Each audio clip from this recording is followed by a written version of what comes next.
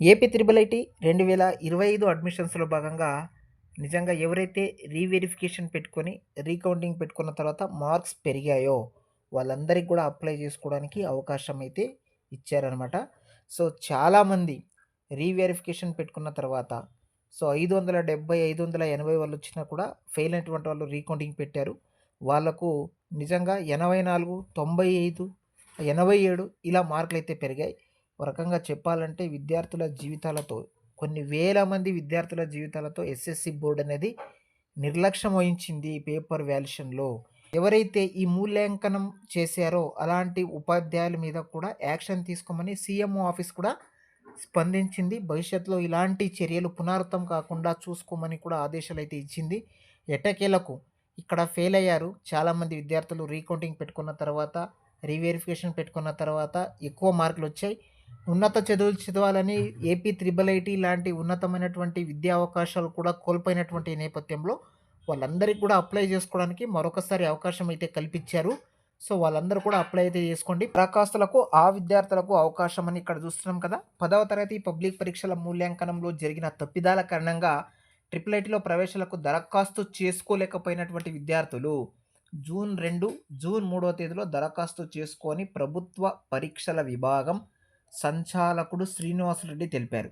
సవరించిన మార్కుల మెమోతో పాటు దరఖాస్తు చేసుకునేందుకు అనుమతిస్తున్నట్లు వెల్లడించారు. మార్కుల తప్పిదాలకు బాధ్యులైన సహాయక పరీక్షల అధికారి, ప్రత్యేక సహాయకులపై శాఖాపరమైనటువంటి చర్యలు తీసుకుంటామన్నారు.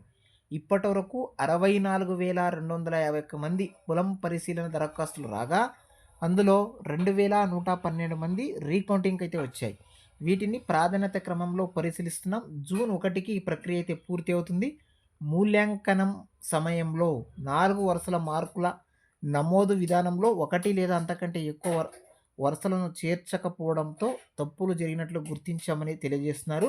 ఏది ఏమైనా ఒక రకంగా మనకు ఇప్పటికీ 49,000 అప్లికేషన్స్ మాత్రమే వచ్చాయి ఏపీ త్రిబుల్ ఐటీకి. సో, ఇంకా చూడండి, రీవెరిఫికేషన్‌కు, రీకౌంటింగ్‌కి సంబంధించి 64,251 మంది అయితే దరఖాస్తులు పెట్టుకున్నారు. దీంట్లో కనీసం ఒక 5,000 మంది దాకా అయినా ఉండరా అప్లై చేసుకోవడానికి ఎలిజిబిలిటీ ఉన్నవాళ్ళు, 500 దాటినటువంటి వాళ్ళు. వాళ్ళందరికి కూడా అవకాశం అయితే ఇచ్చింది. సో, మీకు ఏమాత్రం మార్కులు పెరిగినా, పెరగకపోయినా ఆ మార్క్స్ కార్డ్‌ని మీరు పెట్టి డాక్యుమెంట్స్, ఆ మార్క్స్ కార్డ్ మీరు అప్లోడ్ చేస్తూ ఖచ్చితంగా త్రిబుల్ ఐటీకి అయితే అప్లై చేసుకోండి.